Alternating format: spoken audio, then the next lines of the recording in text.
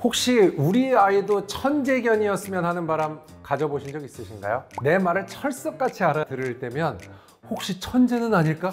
기대하게 되지만 가끔은 사고를 치고 말썽을 부릴 때마다 어떻게 훈련을 시켜야 할까 고민되기도 하죠.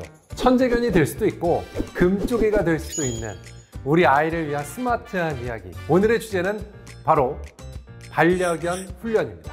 천재견은 타고나는 걸까요? 만들어지는 걸까요?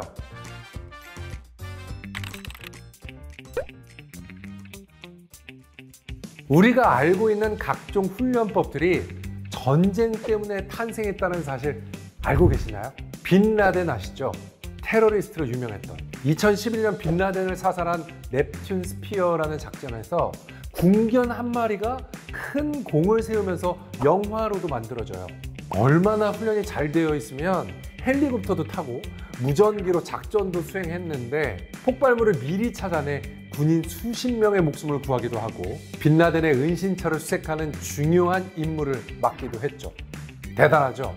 우리 아이가 헬리콥터를 타고 적진을 누비는 모습은 상상이 안 되는데, 아무튼 이 정도로 완벽히 명령을 수행하기 위해서 군견들은 체계적으로 복종 훈련을 받아야만 했는데, 요즘은 널리 알려진 복종 훈련이라는 개념의 태생은 사실 군사 훈련이었던 것이죠.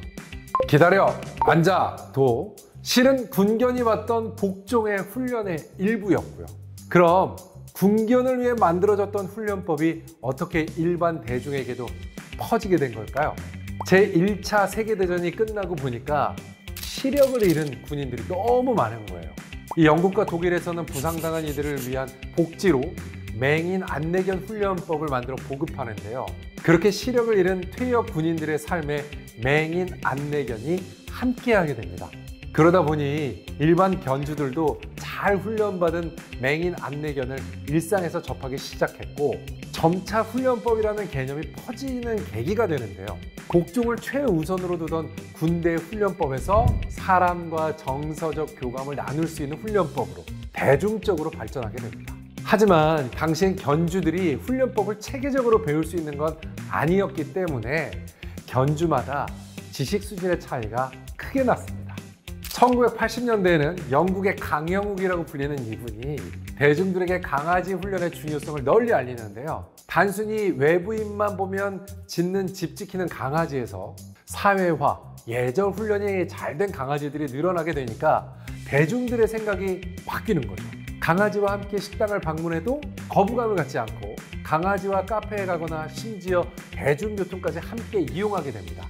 이게 1980년도거든요. 역사만 해도 벌써 40년째죠. 재밌는 건 강아지의 훈련 성과에 따라 브론즈, 실버, 골드로 등급을 주는 기관도 있는데, 등급이 높을수록 출입할 수 있는 장소가 더 많이 허용되는 사회적 분위기도 형성되어 있습니다.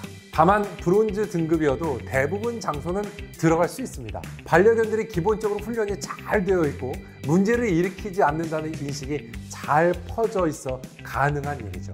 하지만 한국은 40년 전 영국과 비교해 봐도 반려견과 함께 들어갈 수 있는 장소가 훨씬 적은데, 사실 반려견이 짖거나 대소변을 못 가리는 등의 문제가 해결되지 않고 훈련이 잘 되어 있지 않다는 인식이 바뀌지 않으면 개선되지 않을 문제이기도 합니다. 그렇다면 영국의 강아지들이 더 똑똑한 걸까요? 한국과 훈련법이 다를까요? 훈련법이라는 게 아무래도 군대에서 탄생했다 보니 전통적으로 강압적이었습니다.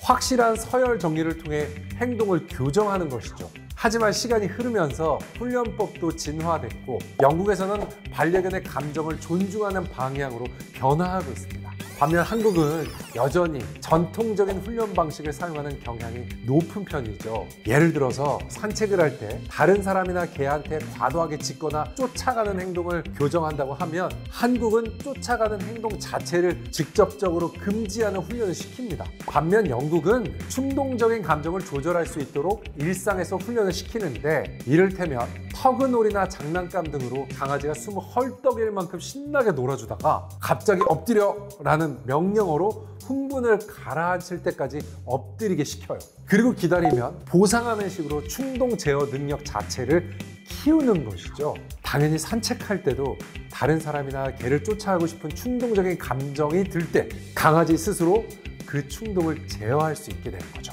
이런 훈련 방식이 대중화될 수 있었던 건 선진 반려문화를 갖고 있는 나라의 노력들도 있었습니다.